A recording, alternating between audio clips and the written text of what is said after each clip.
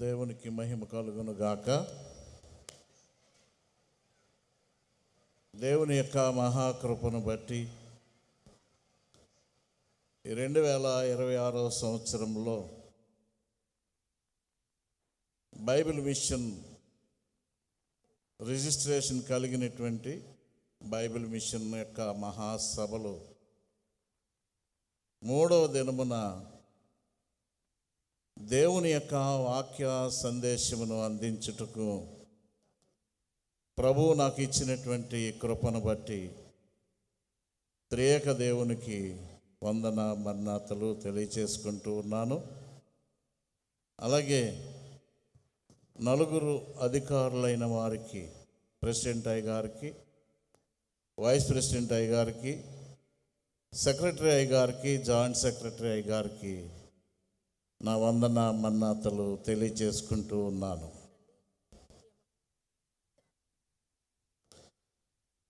నాకు ఇవ్వబడినటువంటి అంశము క్రీస్తు ప్రభు యొక్క 2వ రాకడ గుర్తులు. ఈ అంశంపై కొన్ని మాటలు నేను మీకు తెలియచేయాలని ఆశపడుతూ నిలుచున్నాను. దేవుని వాక్యాన్ని మనము చదువుకుందాం. మత్తయి సువార్త 24వ అధ్యాయము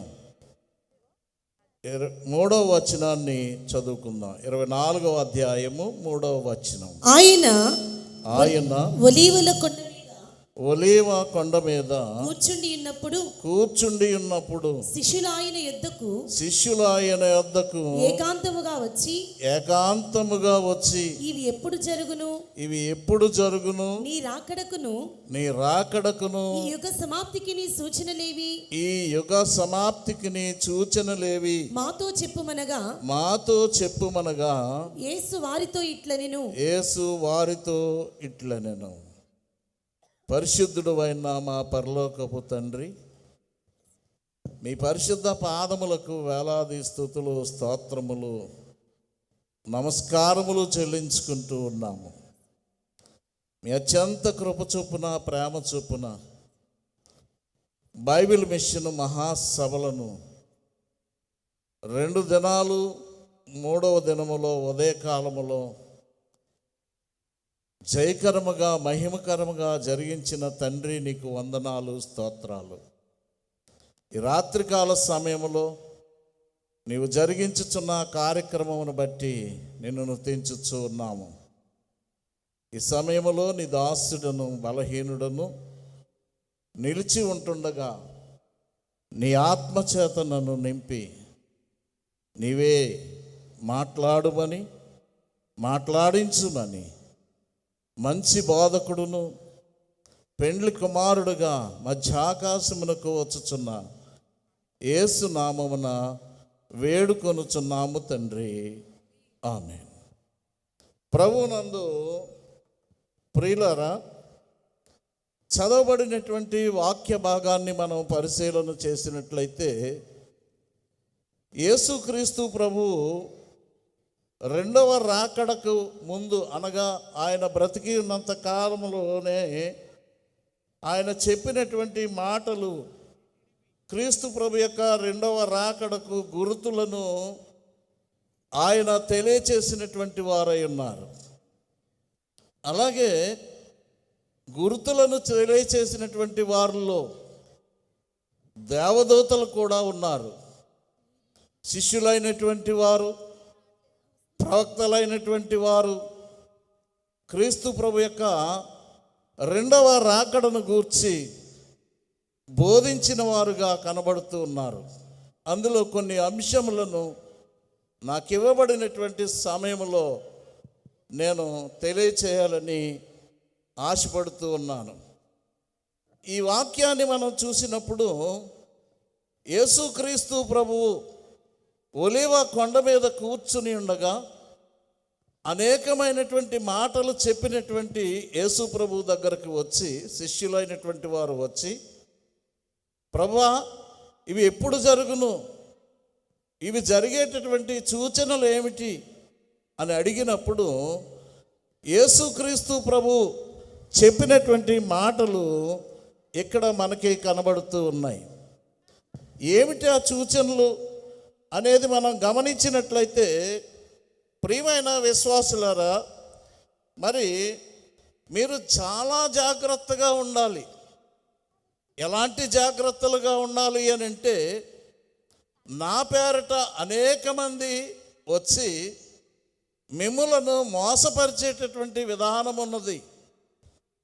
నా పేరట అనేక మంది వస్తారు, నేనే క్రీస్తునని చెప్పి. ఆ మాటలను మనము మత్తయి సువార్త 24వ అధ్యాయములో 5వ వచనాన్ని మనం చదువుకున్నప్పుడు, అనేకులు నా పేరట వచ్చి నేనే క్రీస్తునని చెప్పి పలువురిని మోసపరిచెదరు. ప్రియమైన దేవుని పిల్లరా, ఈ కాలంలో కూడా చూసినట్లయితే అనేక సందర్భాలు మనం గమనించినట్లయితే చాలా చోట్ల నేనే క్రీస్తును అని చెప్పుకుని నన్ను వెంబడించండి అని కొన్ని మాటలు, అంతేకాకుండా క్రీస్తు అక్కడ ఉన్నాడు ఇక్కడ ఉన్నాడు అని చెప్పేటటువంటి మాటలు అనేక సందర్భాల్లో మనం వింటూ ఉన్నాము. అయితే ఇక్కడ యేసు ప్రభు చెప్పినటువంటి మాట, అనేకులు నా పేరట వస్తారు అనే దాని గురించి మనం ఆలోచన చేసినట్లయితే, అమెరికా దేశంలో ఒక యూదుడు, గత కాలములో ఒక యూదుడు నేనే క్రీస్తునని చెప్పుకుంటూ తన రూపాన్ని ముద్రణ వేసుకుని నేనే క్రీస్తునని చెబుతూ యెరూషలేములో ఆ పట్టణమంతా కూడా పోస్టర్స్ అంటించి నేనే క్రీస్తును అని చెబుతూ ఉంటే అనేక మంది ఆయనను వెంబడించినటువంటి వారుగా ఉన్నారు. ఒకానొక రోజున నేనే క్రీస్తునని చెప్పినటువంటి వాల్ పోస్టర్లు అంటించుకున్నటువంటి ఈయన, ఆ యూదుడు ఒకరోజు చనిపోయాడు.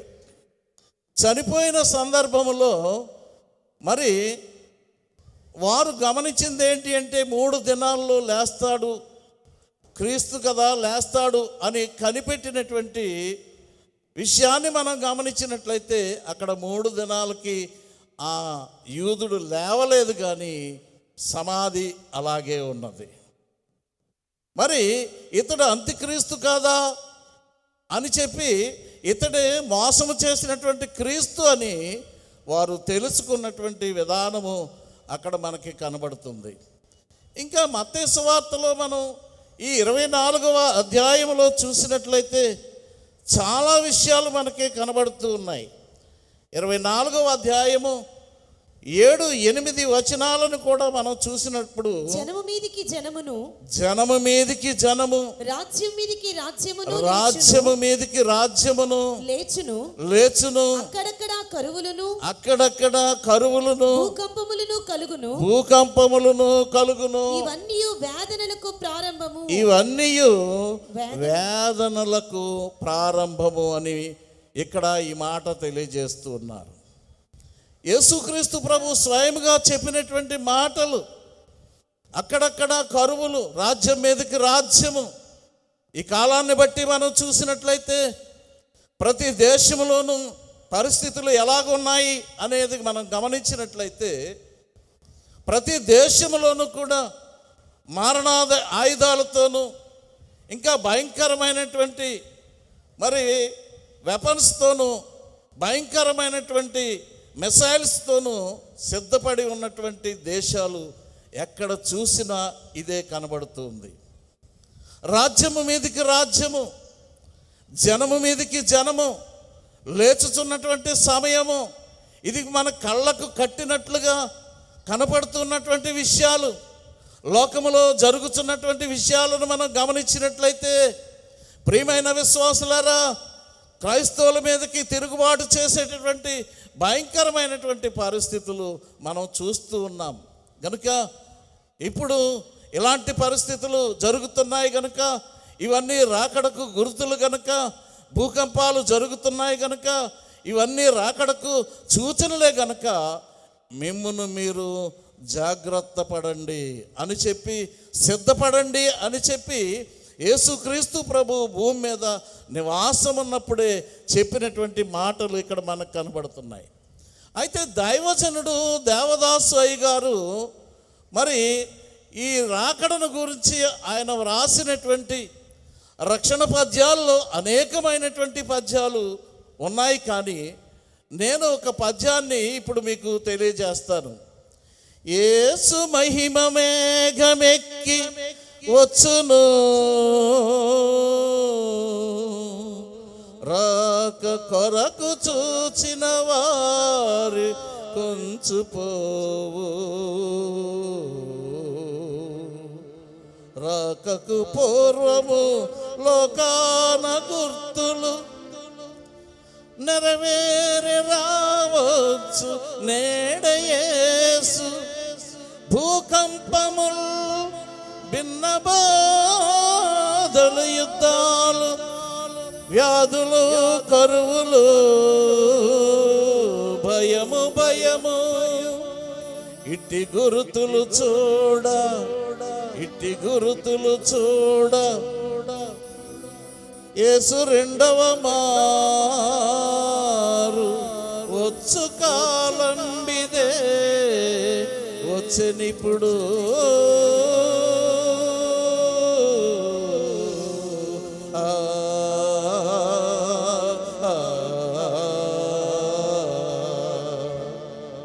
ప్రభునందు ప్రియులరా, ఈ పద్యంలో కూడా మనం చూసినట్లయితే యేసుక్రీస్తు ప్రభు యొక్క రెండవ రాకడను గూర్చి తెలియచేసినటువంటి మాటలు మనకు కనబడుతూ ఉన్నాయి.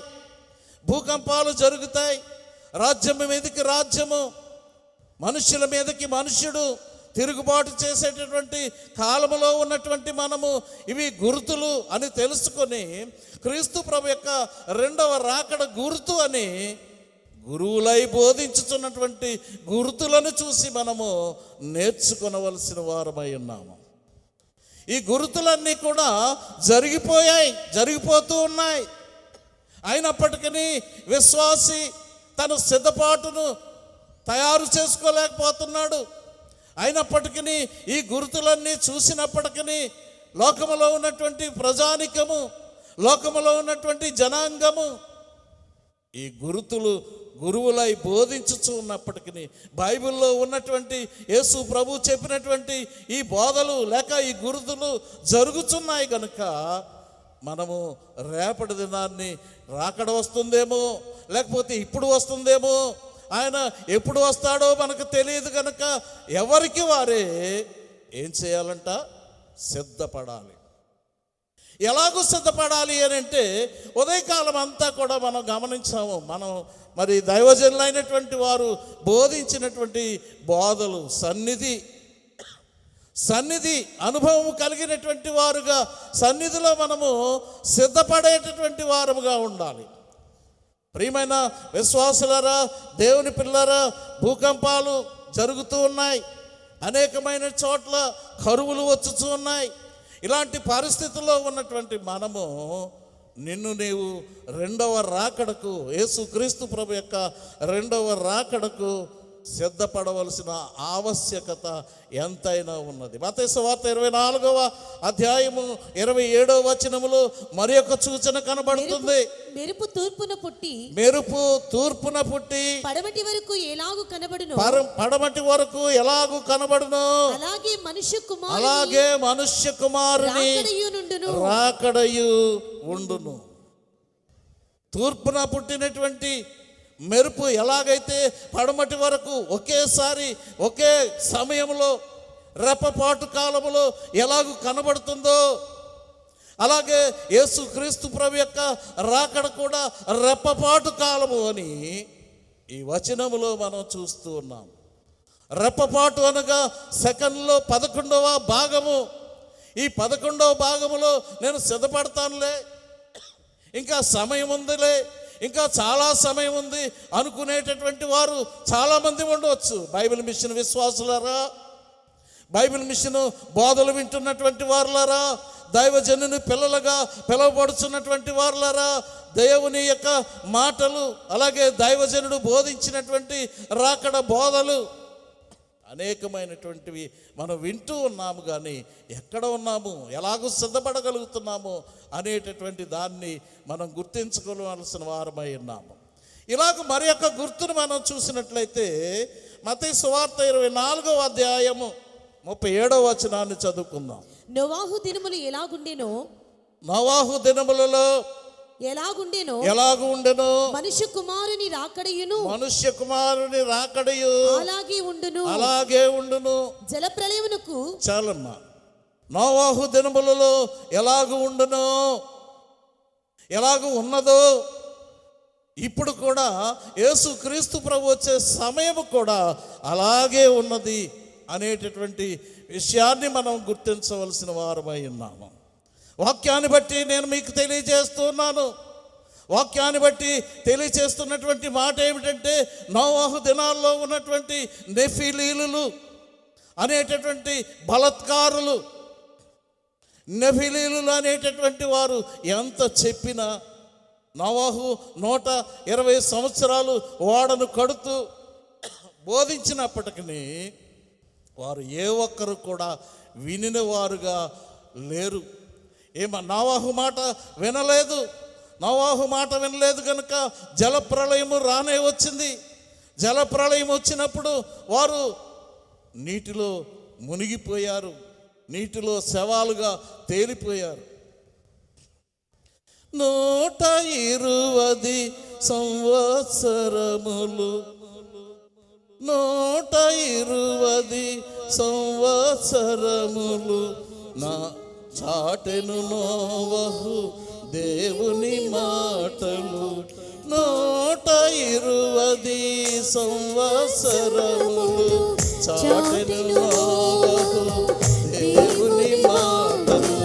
పాటించక ప్రభు మాటలు వారు, పాటించక ప్రభు మాటలు వారు, నీటను మునిగిరి పాఠము నీకిది, నీటను మునిగిరి పాఠము నీకిది, అదిగో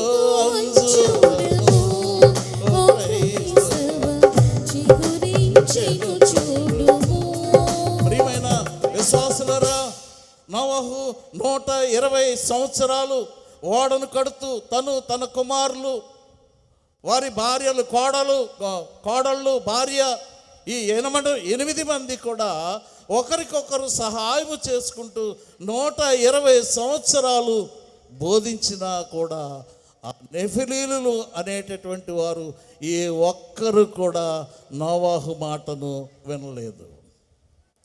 ప్రియులరా, ఈ దినాలలో బోధకులైనటువంటి వారు, బైబిల్ మిషన్ బోధకులైనటువంటి వారు, దైవజనుడు చెప్పినటువంటి రాకడ ప్రార్థనలు, రాకడ బోధలు, ద్వితీయాగమనము అనేటటువంటి పుస్తకము దైవజనుడు వ్రాసి బోధించినప్పటికీ ఈ దినాలలో ఉన్నటువంటి క్రైస్తవ జనాంగము కఠినముగా మారుతూ ఉన్నారు. కానీ రాకడ ఎప్పుడు వస్తుంది, ఇదంతా ఏంటి అనేటటువంటి భయంకరమైనటువంటి స్థితిలో ఉన్నటువంటి వారుగా ఉంటూ ఉన్నారు.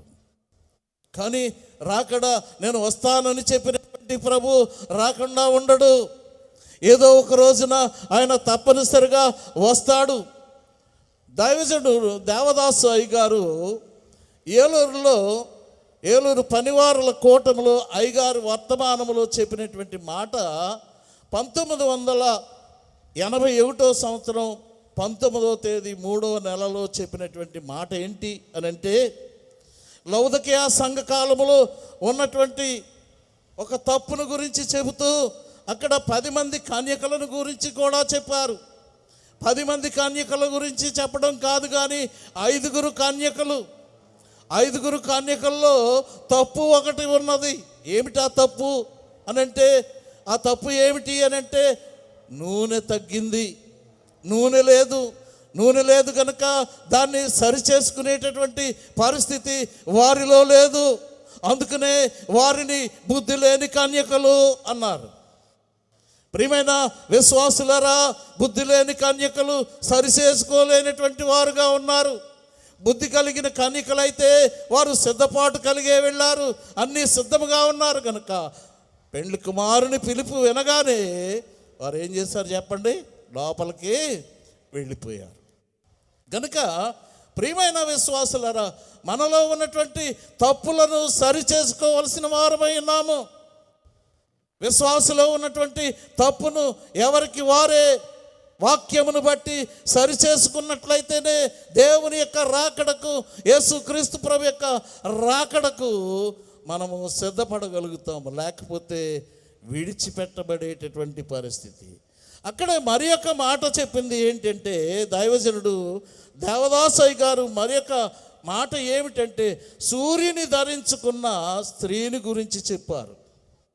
సూర్యుని ధరించుకున్న స్త్రీని గురించి మాట్లాడుతూ ఏమన్నారు అంటే, క్రైస్తవ సంఘములో ప్రసవ వేదన ఉండాలబ్బాయి అన్నారట. ఏముండాలండి? క్రైస్తవ సంఘములో ప్రసవ వేదన ఉండాలి. ఈ స్త్రీ గర్భమును ధరించి ఉన్నది. గర్భమును ధరించి ఉన్నటువంటి ఈ స్త్రీ ప్రసవ వేదన పడుచు ఉన్నది. అలాగే క్రైస్తవ సంఘము విశ్వాసులైనటువంటి వారు ప్రార్థన, ఎలాంటి ప్రార్థన అంటే ప్రసవ వేదన ప్రార్థన.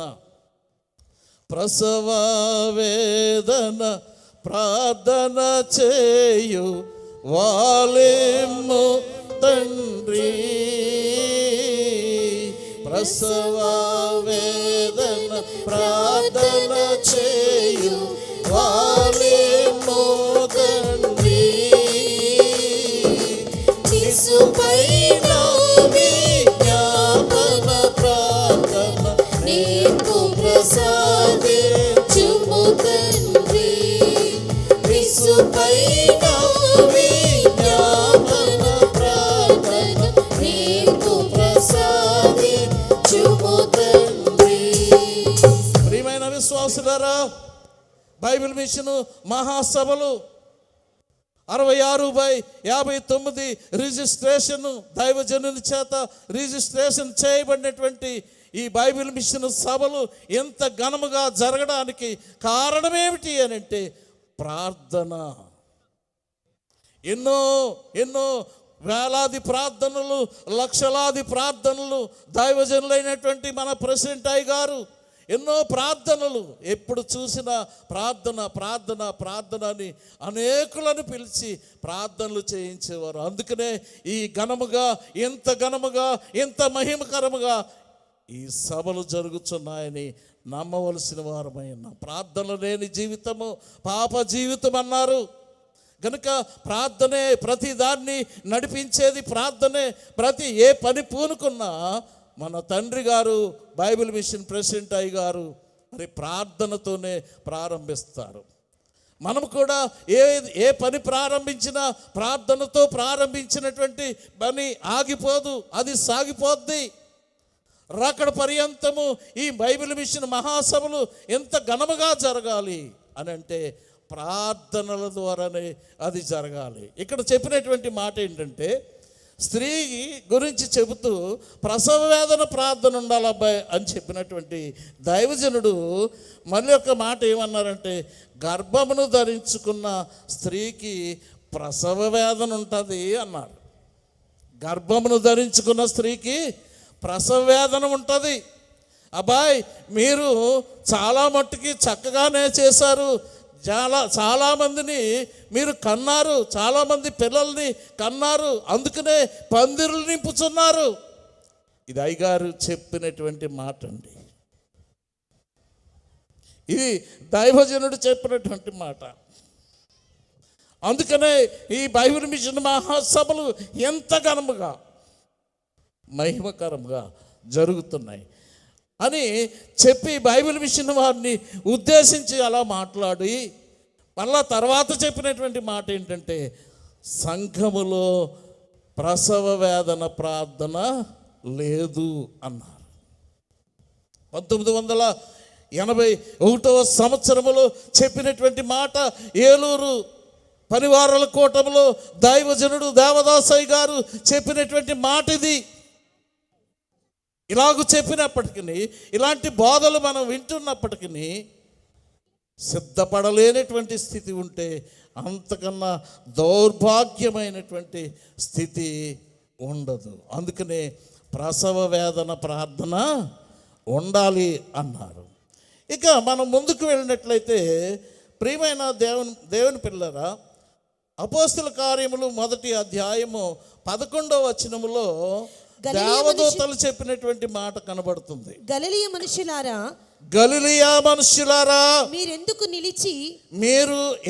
నిలిచి ఆకాశం వైపు చూచుచున్నారు? ఆకాశం వైపు తేరి చూచున్నారు. మీ యొద్ద నుండి పరలోకమునకు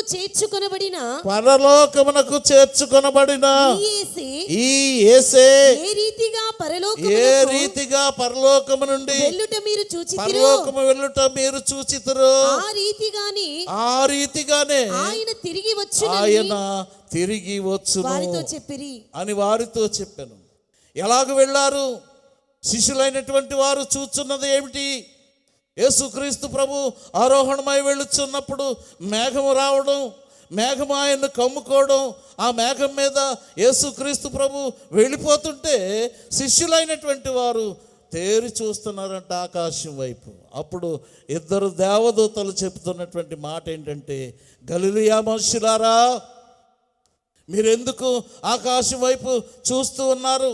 ఇదిగో ఇప్పుడు వెళుచున్నటువంటి ఆయన ఎలాగ వెళ్తున్నాడో, ఏ రీతిగా మేఘం మీద వెళ్తున్నాడో అదే రీతిగా ఆయన మధ్యాకాశంలోనికి మరలా వస్తాడు అని చెప్పినటువంటి మాటలు అక్కడ మనకు కనబడుతున్నాయి. కనుక ఆయన మేఘం మీద వెళ్ళాడు, అదే రీతిగా మేఘముల మీదే ఆయన వస్తాడు. గనుక సంఘము, క్రైస్తవ సంఘమా, ఘనకార్యములు చేయు కాలము వచ్చును తెలుసునా అని పాడుకుంటున్నటువంటి మనము, ఘనకార్యములు చేస్తున్నటువంటి బైబిల్ మిషన్ సంఘములో ఉన్నటువంటి మనము ఎలాగూ సిద్ధపడాలి? ఏ సిద్ధపాటు ఉంటే బైబిల్ మిషన్ పిల్లలు అయినటువంటి మనము ఆయనతో పాటు ఎగిరి వెళతాము. మనకి కూడా ఒక మేఘం వస్తుంది, ప్రతి ఒక్కరికి ఒక మేఘం వస్తుంది. ఆ మేఘము నిన్ను తీసుకొని వెళ్ళాలి అని అంటే, ఆయనతో పాటు ఎగిరి వెళ్ళిపోవాలి అని అంటే సిద్ధపాటు కావాలి. మేఘములపై యేసురాజు ఆగమన ప్రకాశమా, మేఘములపై యేసురాజు ఆగమన ప్రకాశమా, వేగముగను ప్రభుని చేరా సిద్ధపడుము సంగమా, వేగముగను ప్రభుని చేరా సిద్ధపడుము సంగమా, క్రీస్తు రాక భావన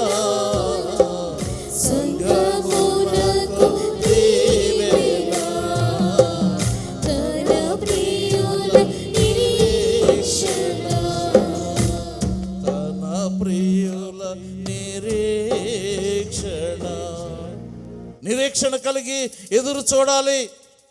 యేసు ప్రభు చెప్పినటువంటి మాటలు, ఈ గుర్తులు నెరవేరిపోతున్నాయి. దూతలు చెప్పినటువంటి మాటలు నెరవేరుతూ ఉన్నాయి. ఆయన మహిమ మేఘం మీద రాబోతున్నాడు, షకీనా మేఘం మీద ఆయన రాబోతూ ఉన్నాడు. కనుక ఆ మేఘములో ఆయన వచ్చుచున్నటువంటి సందర్భంలో మనము కూడా ఎగిరి వెళ్ళాలి అని అంటే దేవుని వాక్యము ద్వారా సిద్ధపాటు కలిగి ఉండాలి. అదొక్కటే కాదు కానీ ప్రసవ వేదన ప్రార్థన ద్వారా సిద్ధపాటు కలిగి ఉండాలి.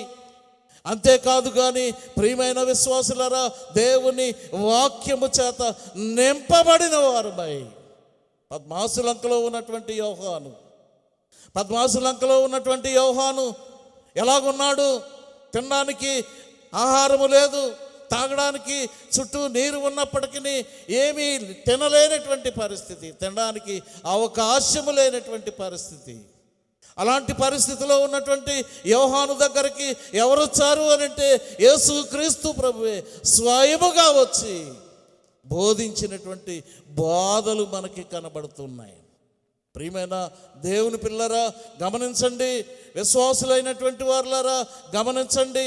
రేపో మాపో ఆయన రాబోతున్నాడు. వస్తానని చెప్పినటువంటి ప్రభువు రాకుండా ఉండడు. ఆయన తప్పనిసరిగా రాబోతున్నాడు గనుక నిన్ను నీవు సిద్ధము చేసుకో.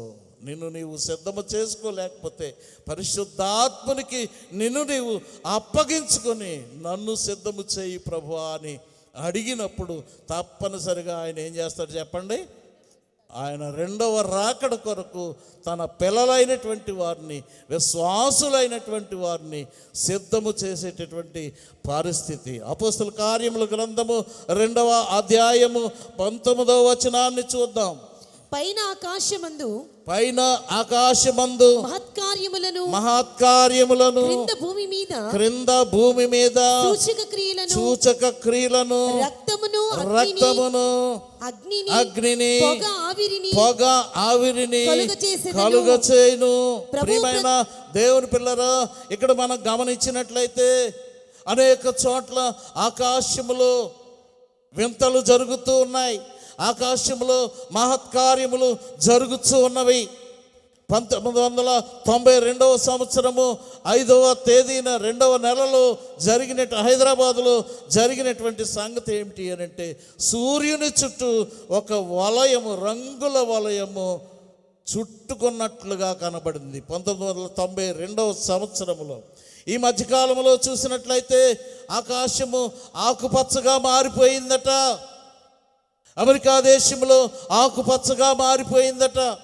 ఇవన్నీ కూడా రాకడకు సూచనలు, ఆకాశంలో జరిగేటటువంటి సూచనలు, ఆకాశంలో జరిగేటటువంటి వింతలు గనుక ఇవన్నీ గుర్తులై బోధిస్తున్నాయి కనుక మనము సిద్ధపడవలసిన వారమై ఉన్నాం.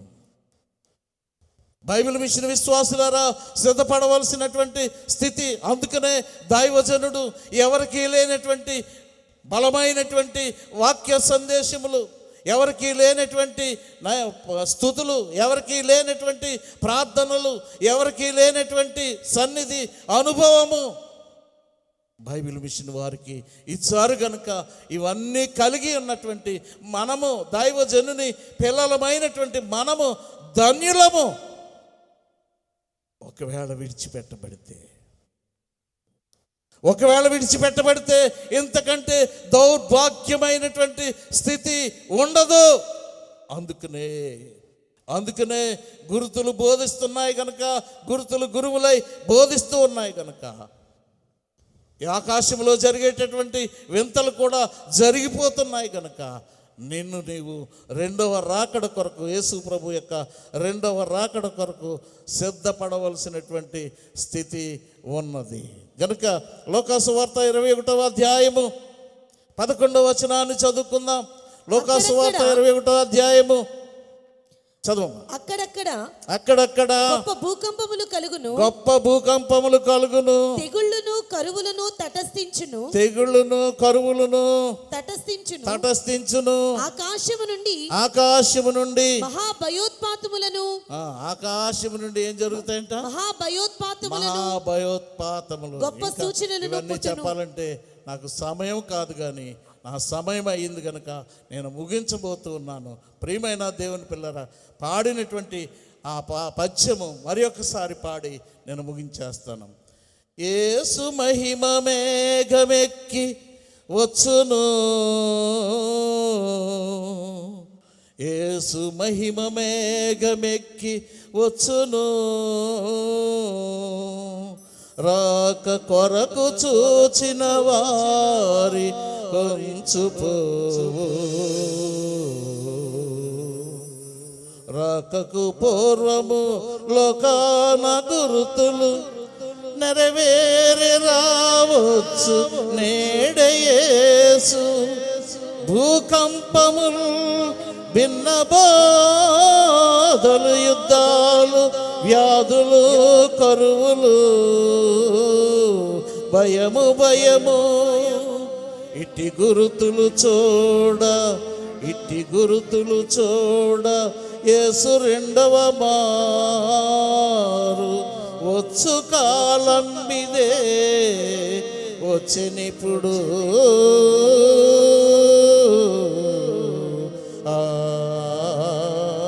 ఆ,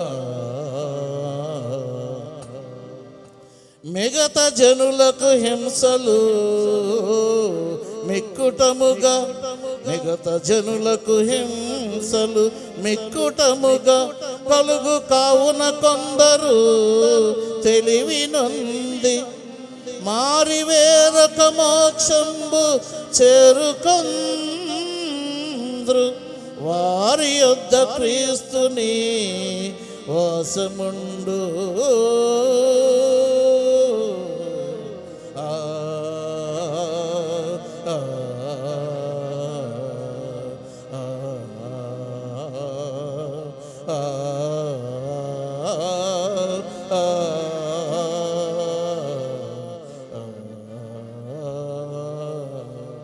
పరిశుద్ధుడా, పరిశుద్ధుడా, పెండ్లి కుమారుడుగా మధ్య ఆకాశమునకు వచ్చి సంఘమును ఆయత్తపరుచుకున్న పరలోకపు తండ్రి, నీ పరిశుద్ధ పాదములకు వందనాలు. దీనుడును నిలవబెట్టుకుని నీవు మాట్లాడించిన మాటలను బట్టి నేను స్తుతించుచున్నాను. ఈ మాటలను బట్టి మేమందరము నీ రాకడకు సిద్ధపడు భాగ్యము దయచేయమని వరుడుగా వచ్చుచున్న యేసునామమున ప్రార్థించి వేడుకొనుచున్నాము తండ్రి. ఆమేన్.